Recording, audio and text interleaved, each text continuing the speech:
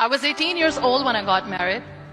I belonged to a very conservative family, a Baloch family, where good daughters never say no to their parents. My father wanted me to get married, and all I said was, if that makes you happy, I'll say yes. And of course, it was never a happy marriage. Just about after 2 years of getting married, about 9 years ago, I met a car accident. Somehow my husband fell asleep and the car fell in the ditch. He managed to jump out, saved himself. I'm happy for him. But I stayed inside the car and I sustained a lot of injuries. The list is a bit long. Radius ulna of my right arm were fractured. The wrist was fractured. Shoulder bone and collarbone were fractured. My whole rib cage got fractured. But that injury that changed me and my life completely as a person and my perception towards living my life was the spine injury. Many people came to rescue. They gave me CPR. They dragged me out of the car. And while they were dragging me out, I got the complete transection of my spinal cord. Those 2.5 months in the hospital were dreadful. I was at the verge of despair. One day, doctor came to me and he said, well, I heard that you wanted to be an artist, but you ended up being a housewife. I have a bad news for you. You won't be able to paint again. Next day, doctor came to me and said, your spine injury is so bad, you won't be able to walk again. I took a deep breath and I said, it's all right. The very next day, doctor came to me and said, because of your spine injury and the fixation that you have in your back, you won't be able to give birth to a child again.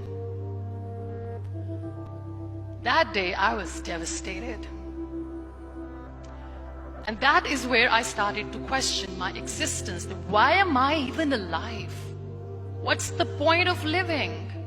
So what kept me going was, one day I asked my brothers, I know I have a deformed hand, but I'm tired of looking at these white walls in the hospital and wearing these white scrubs.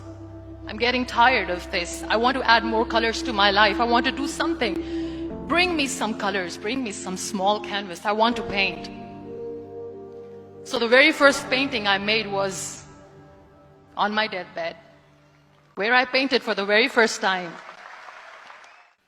What an amazing therapy it was. Without uttering a single word, I could paint my heart out. I could share my story. People used to come and say, what lovely painting, so much color. Nobody could see the grief in it. Only I could. And that day I decided that I'm going to live life for myself.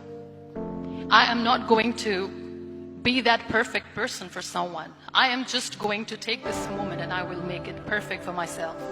That day I decided that I'm going to fight my fears. So I wrote down one by one all those fears. And I decided that I'm going to overcome these fears one at a time. You know what was my biggest fear? Divorce. But the day I decided that this is nothing but my fear, I liberated myself by setting him free. And I made myself emotionally so strong that the day I got the news that he's getting married, I sent him a text that I'm so happy for you and I wish you all the best. And he knows that I pray for him today. My biggest fear, number 2, was I won't be able to be a mother again. And that was quite devastating for me. But then I realized there are so many children in the world, all they want is acceptance. So there is no point of crying, just go and adopt one. And that's what I did. I gave my name in different organizations, different orphanages. 2 years later, I got this call from a very small city in Pakistan. I got a call and they said, are you Muniba Mazari? There is a baby boy and would you like to adopt? And when I say yes, I could literally feel the labor pain. I said, yes, yes, I am going to adopt him. I am coming to take him home. And that day, Niall was 2 days old, and today he's 6.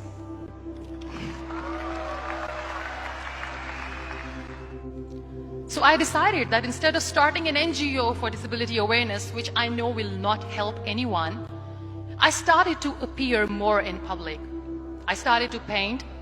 I have done a lot of modeling campaigns, different campaigns for brands like Tony and Guy. I decided that I'm going to join the national TV of Pakistan as an anchor person, and I've been doing a lot of shows for the last 3 years. I became the National Goodwill Ambassador for UN Women Pakistan, and now I speak for the rights of women, children. I was featured in BBC 100 Women for 2015. I'm one of the Forbes 30 under 30 for 2016. So when you accept yourself the way you are, the world recognizes you. It all starts from within. We have this amazing fantasy about life. This is how things should work. If that doesn't happen, we give up. So my dear friends, let me tell you one thing. I never wanted to be on the wheelchair. Never thought of being on the wheelchair. This life is a test and a trial, and tests are trials are never supposed to be easy. So when you are expecting ease from life, and life gives you lemons, then you make the lemonade, and then do not blame life for that. It is okay to be scared. It is okay to cry. Everything is okay, but giving up should not be an option. They always say that failure is not an option. Failure should be an option, because when you fail, you get up, and then you fail, and then you get up, and that keeps you going. Embrace each and every breath that you are taking. Celebrate your life. Live it. Don't die before your death. So be grateful, be alive, and live every moment. Thank you so much, everyone. Thank you.